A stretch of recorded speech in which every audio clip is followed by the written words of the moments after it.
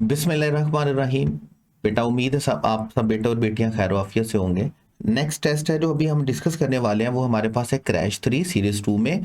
और इसको हम थोड़ा सा अनयूजुअल वे में लेकर चल रहे हैं। मैं क्वेश्चन 181 से स्टार्ट नहीं कर रहा, मैं क्वेश्चन 200 से स्टार्ट कर रहा हूँ। तो हम बैकवर्ड को चलेंगे।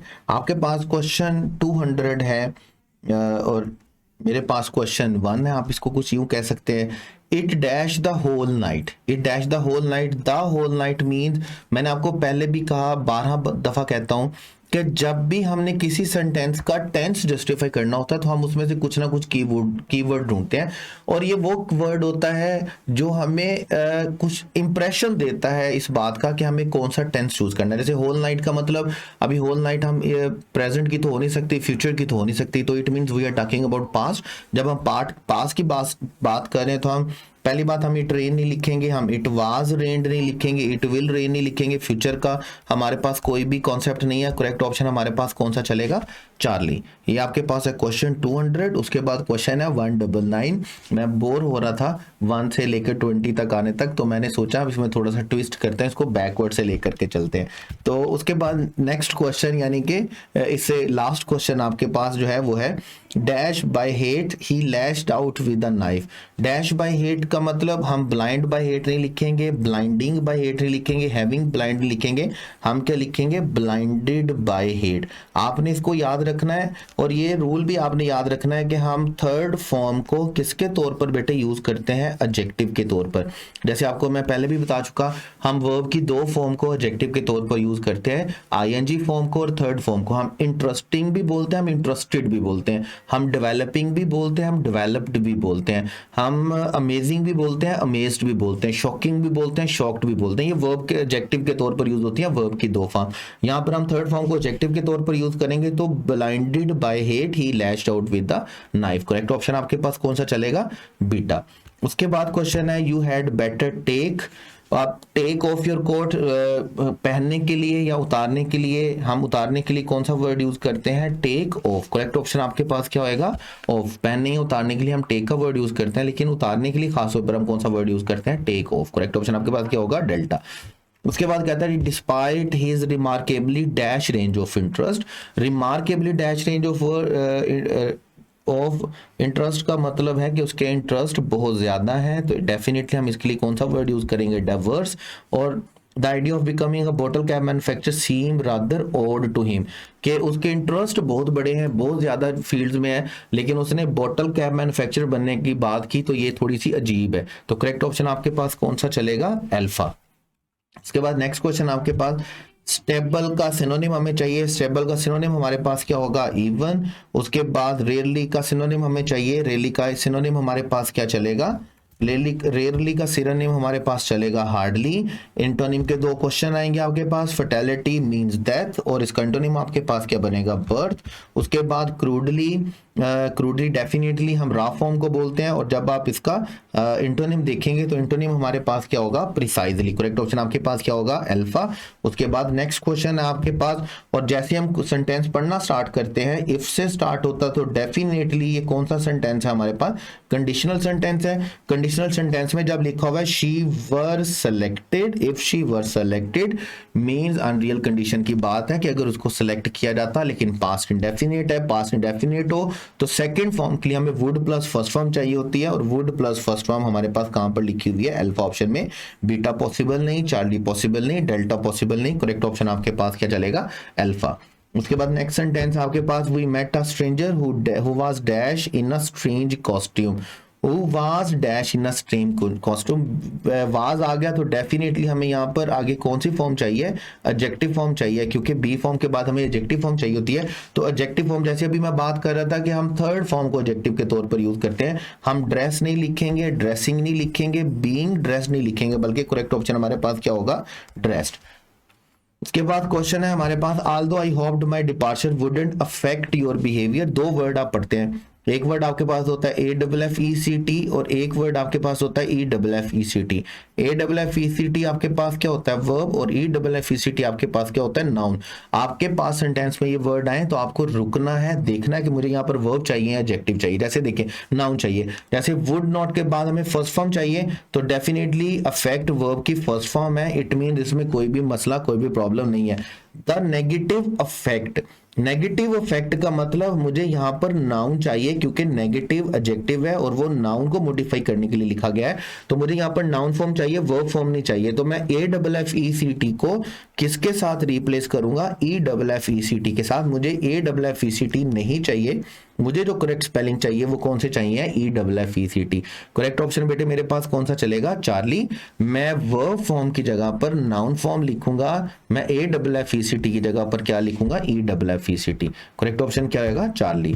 I think that line is reserve for customer with 10 items और लेस। देखिए आप वर्ड यूज करते हैं लेस और आप वर्ड यूज करते हैं फ्यू। अगर आप अनकाउंटेबल की बात कर रहे हो तो देन आप कौन सा वर्ड यूज करेंगे लेस, और उसका आप कंपैरेटिव और सुपरलेटिव बनाते हैं लेस, लेसर और लीस्ट। और अगर आप बात कर रहे हो काउंटेबल की तो काउंटेबल के लिए जो वर्ड आप यूज करते हैं वो आपके पास क्या होता है फ्यू, और उसका कंपैरेटिव आप क्या बनाते हैं फ्यूअर, और सुपरलेटिव क्या बनाते हैं फ्यूएस्ट।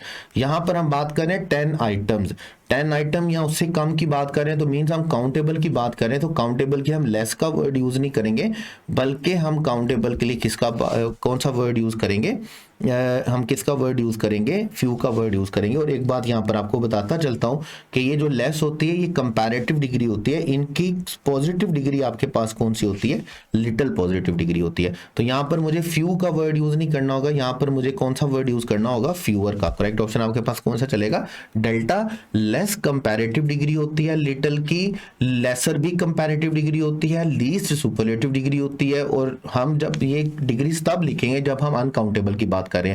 अब हम काउंटेबल की बात करें तो हम लेस या लेसर नहीं लिखेंगे बल्कि हम क्या लिखेंगे फ्यू या फ्यूअर। करेक्ट ऑप्शन आपके पास क्या होगा डेल्टा। लेस के वर्ड को आप रिप्लेस करेंगे किसके साथ फ्यूअर के साथ।